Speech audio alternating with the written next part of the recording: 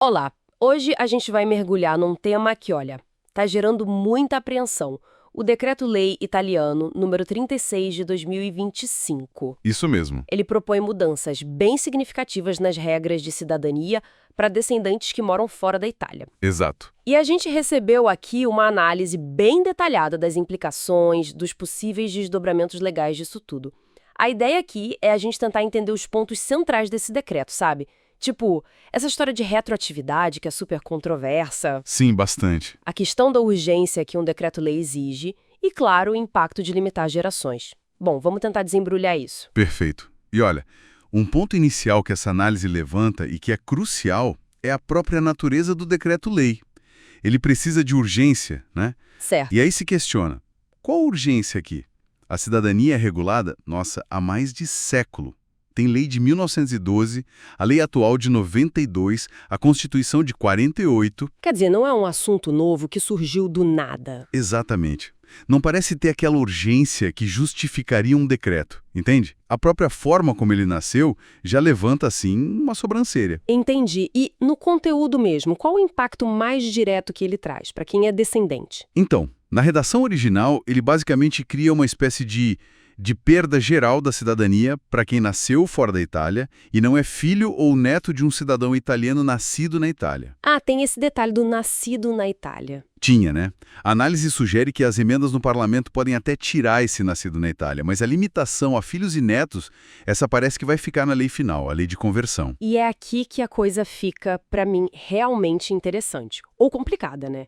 Porque essa limitação, na prática, ela meio que funciona para trás, não é? Exatamente. É isso. Pessoas que antes se qualificavam, de repente, não seriam mais cidadãs. Precisamente. Isso é o que a gente chama de retroatividade. E a análise que a gente tem indica que essa característica deve permanecer, mesmo que a lei seja convertida. Nossa. E isso, bom, isso bate de frente com um princípio geral do direito italiano, sabe?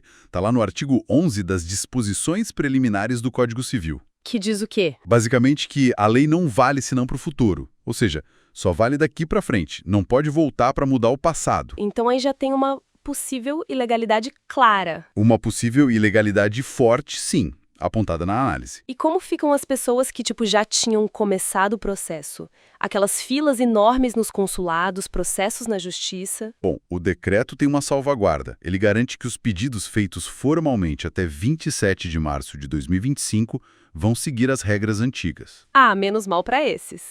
É. E existe uma expectativa, segundo a fonte, de que a lei de conversão possa talvez dar alguma proteção para quem já estava na fila consular, sabe?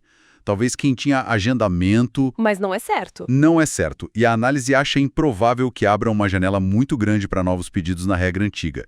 Parece que querem fechar essa porta mesmo. Com essa complexidade toda, o caminho mais provável parece ser o judiciário, então. Sim, tudo indica que sim. A análise prevê que a maioria dos casos vai acabar nos tribunais italianos. E como seriam essas ações? Basicamente, as estratégias de defesa devem se dividir em duas frentes. Uma é questionar a ilegalidade mesmo, por causa da retroatividade, né? Contrariando o artigo 11. Isso iria para a Corte di Cassazione. A Corte Suprema para leis comuns. Isso. A outra frente é questionar a inconstitucionalidade, argumentar que a lei fere princípios da Constituição. Como quais? Por exemplo, o princípio da igualdade, lá no artigo 3. Por que tratar descendentes de forma diferente sem uma justificativa muito forte? Ou talvez até o artigo 22, que proíbe tirar a nacionalidade por motivo político. E essas questões iriam para onde? Para a Corte Constitucional. É ela que guarda a Constituição na Itália. E tem um ponto que a análise levanta sobre os tribunais italianos que é diferente do Brasil, né? Sobre o peso das decisões anteriores. Isso é fundamental entender. A Itália não tem um sistema como o nosso de precedentes vinculantes formais. Ah, não tem súmula vinculante, essas coisas? Exato. Decisões importantes do passado, como aquela famosa de 2009 da Cassação sobre a linha materna, a sentença 4466, elas servem de guia. São um argumento forte, mas não obrigam outros juízes a decidirem igual. O que isso significa na prática? Significa que cada caso pode ter que percorrer todo o caminho.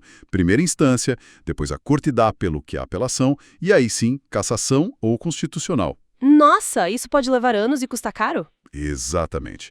Um cenário de potencial demora, custo alto e muita incerteza, até que, talvez, surja um leading case, uma decisão que meio que pacifique a questão. E a análise também chama a atenção para um julgamento importante que já está marcado na Corte Constitucional para 24 de junho de 2025. Sobre o quê? Sobre a constitucionalidade do artigo 1º da Lei Original de 92. Justamente o artigo que define quem é cidadão por nascimento e que esse decreto agora evitou mexer diretamente. Talvez estivessem esperando essa decisão da Corte. Entendi. Então, para a gente amarrar aqui, temos um decreto que já nasce meio controverso por causa da urgência, Isso. que impõe limites de geração com um efeito retroativo bem complicado. Sem dúvida. E que, no fim das contas, deve empurrar toda essa briga para os tribunais italianos numa batalha que pode ser longa e bem certa. É um cenário de grande incerteza jurídica, sim.